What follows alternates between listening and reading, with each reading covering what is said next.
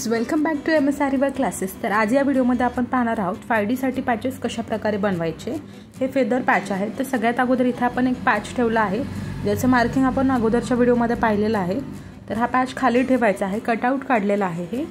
हे कटआउट खाली ठेवायचं आणि हे खाली ठेवून त्याच्या साइडनं मार्करनं मार्किंग करून घ्यायची आहे। पॅच मार्किंग झाला। आता तसंच याच्या बरोबर जरीचा थ्रेड जो आहे त्या जरी थ्रेडनं सिंगल चेन स्टिच करायची आहे। स्टिचेस घेताना अगदी जवळ स्टिचेस घ्यायचे, तर खूप जास्त दूर देखील घ्यायचे नाही। हा असा सिंगल राउंड घ्यायचा आहे अगोदर या पॅचला पूर्ण सिंगल चेन स्टिच करून घ्यायची। सिंगल चेन झाल्याच्या नंतर परत त्याच्याच बाजूने नॉट न देता directly same double stitch continue करायची। डबल चेन स्टिच कंटिन्यू केल्याच्या नंतर आता इथे स्टिचेस अगदी जवळ होत आहे, तुम्ही चेक करू शकता। स्टिचेस घेताना जर तुम्ही लॉंग स्टिच घेतलं तर आपण ज्यावेळेस 5Dचा पिकॉकचा पॅच असतो हा कट करतो त्यावेळेला तुमच्या साइडचा जो कपडा असतो तो खूप जास्त लूज पडू शकतो। म्हणून याच्या बाजूने ज्यावेळेस तुम्ही स्टिच करताय अगदी छोटे स्टिचेस तुम्ही याच्यामध्ये झिगझॅग देखील चेन घेऊ शकता। आपण इथे झिगझॅग चेन स्किप केली आहे कारण आपण हे बॅक साइडला यूज करणारे पॅचेस असतात। तर इथे आता ही डबल आउटलाइन कंप्लीट झाली आहे। डबल आउटलाइन कंप्लीट झाल्यानंतर आपला जो पॅच आहे या पॅचमध्ये लीफ फिलिंग वर्क करायचं आहे। तर लीफ फिलिंग वर्कसाठी एक छोटासा असा लीफचा शेप ड्रॉ करायचा आहे आतमध्ये, तुम्ही इथे पाहू शकता।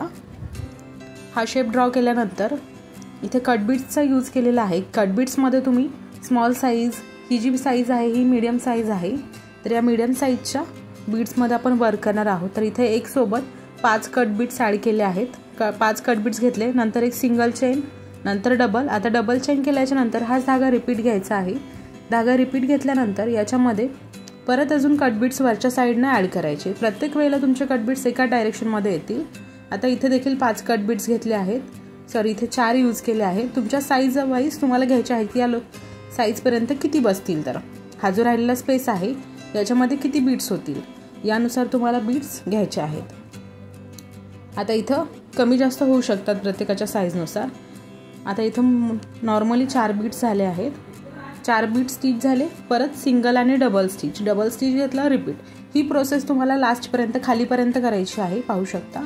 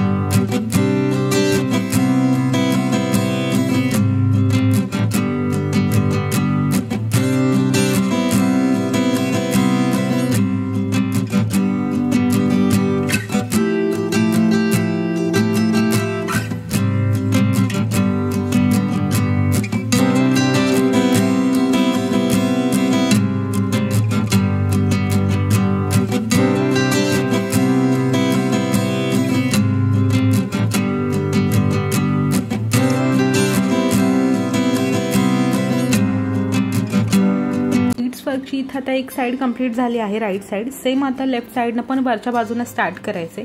आणि मेन म्हणजे तुम्ही ज्यावेळेस पण वर्क करता त्यावेळेला लीफ फिलिंगचं असेल किंवा पॅच वर्क असेल तर वरच्या साइडनं स्टार्ट करायचं, असं खालून वर नाही घ्यायचं। तर कधीही पॅच करताय तर वरच्या साइडवरून खालच्या बाजूला स्टिच करत घ्यायचे।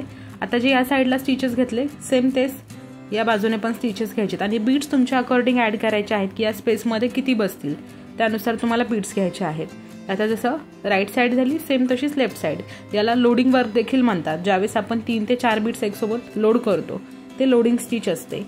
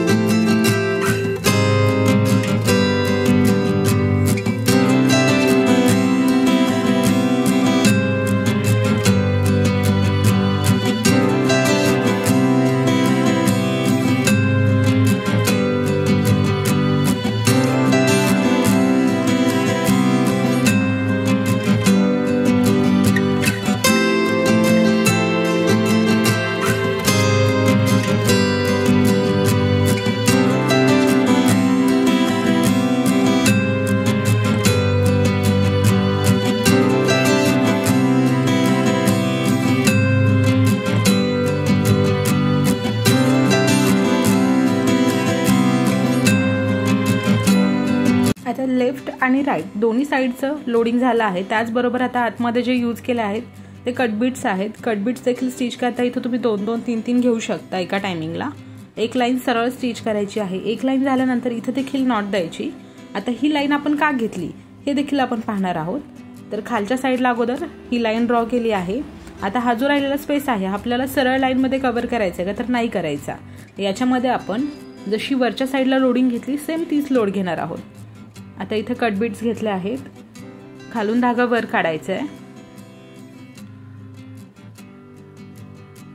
नॉर्मली धागा ज्यावेळेस तुम्ही खालून वर काढताय त्यावेळेला निडलमध्ये बीट्स नाही पकडायचे, अगोदर धागा वर काढायचा आणि नंतर बीट्स पकडायचे। तुम्ही इथं पाहिलं असेल एकदम पकडल्यामुळे ते बीट्स निसटले होते खाली। आता याच्यामध्ये 4 ते 5 कट बीट्स ॲड केले, परत सिंगल डबल स्टिच झालं, परत धागा रिटर्न घेतला, डबल स्टिच झालं, देन परत सेम लोडिंग करायची। जशी आपण वरच्या बाजूला लोडिंग घेतली होती तीच लोडिंग आता आपण या बीट्स वरती घेत आहोत। तर आता हे बीट्स खाली का टाकले, अगोदर का लाईन स्टिच केली, तर आपली ही जी वरून लोडिंग घेत आहोत ती परफेक्टली फिट स्टिच व्हावी, म्हणजे ती लूज वगैरे पडू नये।